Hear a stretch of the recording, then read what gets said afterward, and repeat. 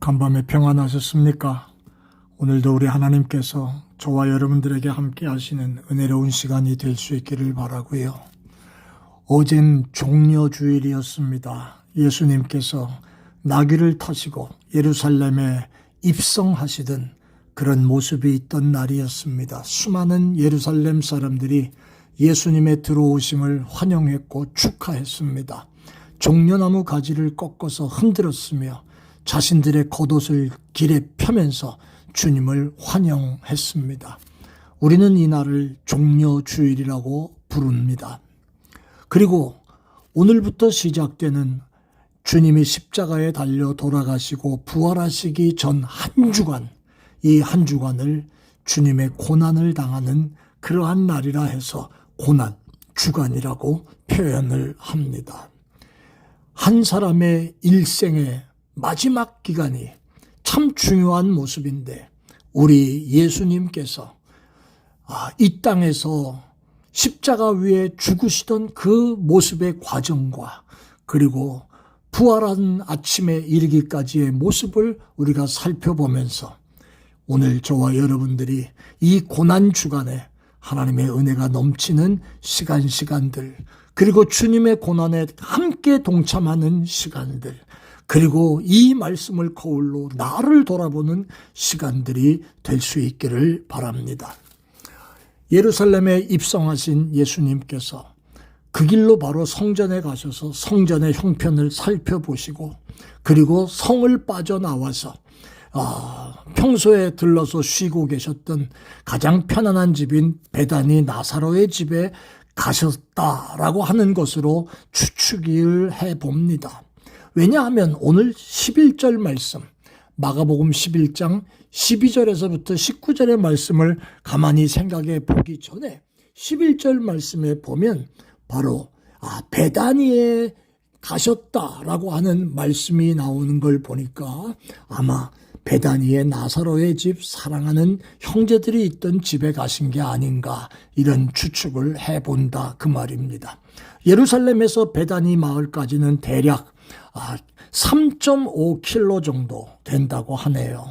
이것은 예루살렘 성에서 쉽게 다닐 수 있는 거리였다고 하는 것이지요. 그것이 바로 어제 주일날 예루살렘에 입성하신 우리 주님께서 성전을 이리저리 살펴보시고 그리고 이제 베다니로 다시 내려가셨다 하는 그러한 일이 어제의 일이었습니다. 오늘 월요일날 이 아침엔 주님께서 일찍이 베다니를 떠나서 다시 예루살렘 성으로 들어가셨습니다. 그런데 오늘 본문의 내용 마가복음 11장에 있는 말씀을 살펴보면 예수님께서 이제 시장하셨다. 11장 12절 말씀은 그렇게 시작을 하고 있습니다. 배고프셨던 주님께서 잎사귀가 무성한 무화과 나무에 가서 무화과 열매 한두 개 따서 잡수실 요량으로 갔는데 거기엔 잎사귀만 무성했지 먹을 것이 없었다고 하셨습니다. 왜냐하면 무화과의 때가 아니었기도 했지만 그러나 예수님께서 그 무화과를 향해서 너는 앞으로 영원토록 열매를 맺지 못할 것이고 사람들이 내게서 열매를 따먹지 못하리라 저주의 말씀을 하셨습니다. 여러분 아주 중요한 의미가 있는 사건이 오늘 월요일 날 두 가지가 벌어집니다. 하나는 무화과 나무를 저주하시던 예수님의 모습이셨어요. 무화과는 원래 3월 말에 싹이 나서 5월, 6월에 익고 좀 늦은 무화과는 8월, 10월에 따 먹을 수가 있다고 하네요. 그런데 지금은 계절적으로 6월절이 가까운 4월경이었기 때문에 사실 열매가 없는 것이 맞습니다. 그런데 예수님께서 그 무화과를 저주하셨다는 것은 잎만 무성하고 실제 열매는 없는데도 있는 것처럼 사람들을 속이고 현혹했다고 하는 그런 의미에서의 책망도 아마 그 속에 있으셨을 것입니다. 즉 이 말 속에는 하나님의 은혜로 선택함을 받은 이스라엘 백성이었지만 열매 맺지 못하고 하나님을 기만하려고 하는 그런 모습을 열매 없는 무화과 나무에 비유를 하셔서 저주를 하신 것이지요. 자, 두 번째 사건은 예수님께서 바로 어제 돌아보신 성전으로 바로 들어가셨습니다. 들어가셔서 거기 가셔서 성전의 모양을 잘못 만들어 갔던 사람들, 특별히 그 안에 성전 안에서 돈 바꾸는 사람들, 그 다음에 짐승 파는 사람들, 이런 사람들 다 내쫓고 의자를 둘러엎고 다 쫓아내버리셨습니다. 그리고 말씀하시기를 내 집은 만민이 기도하는 집인데 너희들이 어떻게 강도의 굴을 만들었다 책망하시면서 거룩한 분노를 나타내시고 있지요. 역사의 배경을 살펴봐야 될 필요가 있습니다.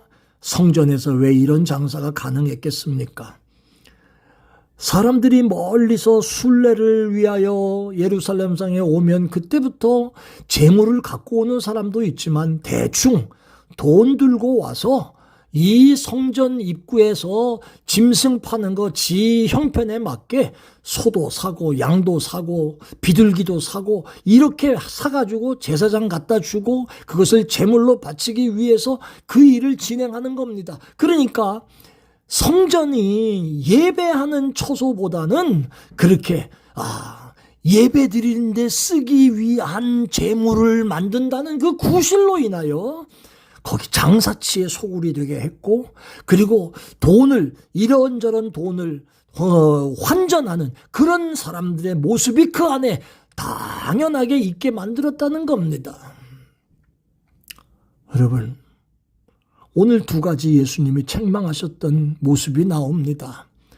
무화과 나무에 열매가 없음을 책망하셨고요. 두 번째는 본질이 이것이 아닌데 잘못된 모습으로 살아가고 있는 오늘의 그리스도인들을 향하여 성전은 예배하는 곳인데 어찌하여 너희들이 왔다 갔다 하면서 쓸데없는 모습으로 죄악된 모습으로 강도의 소굴을 성전을 만들었느냐, 거룩한 분노를 일으키시는 주님의 모습을 보는 겁니다. 사랑하는 여러분, 주님의 분노는 두 가지였습니다. 하나는 깨끗하냐, 청결하냐, 네 신앙이 나를 향한 너의 사랑이 온전하냐, 바르냐, 지금 물으시는 것이고요. 왜 쓸데없는 내가 있어야 될 자리에 나를 빙자한 잘못된 것들을 갖다 숨겨놓고 마치 그것이 옳은 것인 것처럼 사느냐 책망하시는 모습이고요.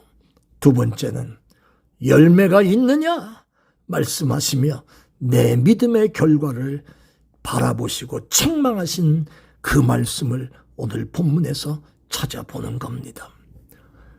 주님의 고난주간의 월요일, 분노하시며 책망하시던 주님의 모습을 기억하면서 여러분과 제 자신을 살펴보는 귀한 시간이 되시기를 바랍니다. 깨끗하냐? 열매가 있냐? 그것이 무엇이냐? 사랑하는 여러분, 오늘 이 말씀을 기억하고 나를 돌아보는 아침이 되시기를 예수 이름으로 축원합니다. 아멘. 은혜로우신 아버지, 주일 이후 고난주간의 첫날 월요일 주님의 분노를 우리가 살펴보면서 내 자신의 모습을 돌아봅니다. 하나님, 우리 자신의 모습이 주 앞에 정결하고 열매 있는 모습 되도록 우리 자신을 돌아보고 바르게 세우는 종들 되게 하여 주옵소서. 예수님의 이름으로 기도합니다. 아멘. 고맙습니다. 내일 아침에 뵙습니다. 감사합니다.